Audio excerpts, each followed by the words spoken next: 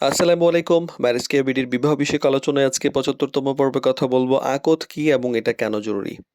তো আকদ ব্যাপারটা হলো যে আ নিকাহ চুক্তি মানে বিয়ের জন্য একটা চুক্তি এবং সেটা সামাজিক, রাষ্ট্রের এবং ধর্মীয়ভাবে স্বীকৃতি। তো অনেক ক্ষেত্রে আমরা বলি যে বিয়ে হয়ে গেছে। কিন্তু ইসলামের দৃষ্টিতে সবচেয়ে গুরুত্বপূর্ণ ধাপ হলো এই আকদ। মানে আকদ ছাড়া বিবাহ কিন্তু বৈধ হয় না। তো এই বিষয়টি পরিষ্কারভাবে বোঝা জরুরি। আকদের পাশাপাশি আরো কিছু ব্যাপার আছে সেগুলো বলে দিচ্ছি।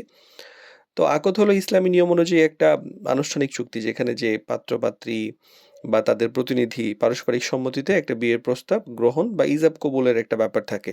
যে এক পক্ষ থেকে প্রস্তাব দেয় এবং আরেক পক্ষ প্রস্তাব গ্রহণ করে এবং এই ২ পক্ষের সম্মতিতে একটা বিয়ে হয়। সেখানে উপস্থিত লোক থাকেন। তো এইখানে থাকে যে পাত্র-পাত্রীর একটা সম্মতি থাকে, অভিভাবক থাকেন, অনেক সময় পাত্র থাকেন, মানে বিশেষ করে পাত্রই থাকেন এবং প্রয়োজনে পাত্র-পাত্রী ২ জনই থাকেন। যদি পাত্রী নাও থাকেন, পাত্রীর অভিভাবক থাকেন।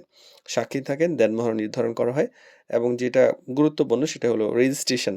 মানে একটা হয় যে হ্যাঁ, মসজিদে বা কোনো ইমামের আন্ডারে বা কোথাও বিয়ে-শাদী এইভাবে হলে হয়ে যায়। কিন্তু বর্তমানে রেজিস্ট্রেশনটাও গুরুত্বপূর্ণ। সেক্ষেত্রে পরবর্তীতে কোনো ঝামেলা হলে এটা একটা ডকুমেন্টেশন থাকে। তো রেজিস্ট্রেশন ছাড়া বিয়ে হচ্ছে ধর্মীয় পদ্ধতিতে কিন্তু রাষ্ট্রীয় স্বীকৃত হইতে হইলে বা পরবর্তীতে ডকুমেন্টেশন কিছু লাগলে অবশ্যই একটা মানে রেজিস্ট্রেশনটা জরুরি। মানে এই কাজী অফিসে বা কাজীর মাধ্যমে বিয়ে করাটা জরুরি। প্রত্যেক এলাকায় মানে কাজী থাকেন এবং কাজী অফিস থাকে সেখানে গিয়ে সরকারিভাবে রেজিস্ট্রেশন করতে হয়।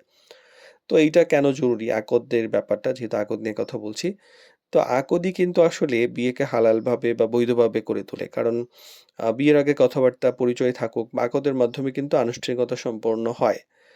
তো দায়িত্ব এবং অধিকারের একটা ব্যাপার থাকে। বিয়ে মানে হইলো যে স্বামী-স্ত্রীর মধ্যে কিছু নির্দিষ্ট অধিকার এবং দায়িত্ববোধ তৈরি হয়। যে ভরণ-পোষণ, সম্মান, পারিবারিক যে দায়িত্ব, মানে শুধুমাত্র যে স্বামীর তাও নয়, স্ত্রীরও কিছু দায়িত্ব থাকে সেখানে তৈরি হয়।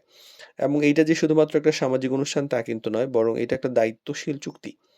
দেনমোহরের একটা ব্যাপার তৈরি হয় যে আকদের মাধ্যমে একটা দেনমোহর নির্ধারণ করা হয় সেটা স্ত্রীর একটা হক এবং পূর্ণ অধিকার। এইটা তার নিরাপত্তা এবং সম্মানের প্রতীক। এবং সামাজিক ধর্মীয়ভাবে স্বীকৃতির জন্য আ আ এইটা খুব গুরুত্বপূর্ণ। কারণ এইটা সামাজিকভাবে এবং ধর্মীয় দিক থেকে যদি স্বীকৃতি না হয় তাহলে আসলে বিয়ে হয় না।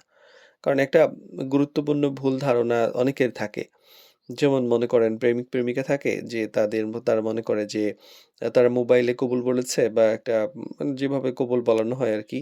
বলে তারা একটা অনৈতিক সম্পর্ক করছে, পরিবার জানে না বা কেউ জানে না। সেখানে তারা মনে করছে তাদের বিয়ে হয়ে গেছে এবং তারা যে অবৈধ রিলেশন করছে সেটা তারা মনে করে যে এটা বৈধ। আল্টিমেটলি না, এটা জেনা হয়ে যাবে।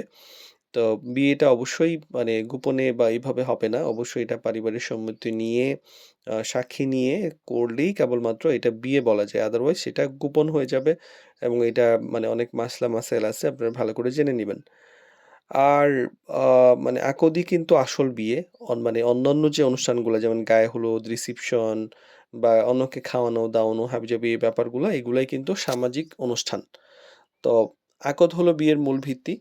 আর এইটা যে শুধুমাত্র আ আনুষ্ঠানিকতা তাও কিন্তু নয়। এটা একটা পবিত্র এবং খুব দায়িত্বপূর্ণ চুক্তি। তাই বিয়ের প্রস্তুতির সময় অবশ্যই আকদের গুরুত্বটা বুঝতে হবে এবং সঠিকভাবে সম্পন্ন করা অত্যন্ত জরুরি।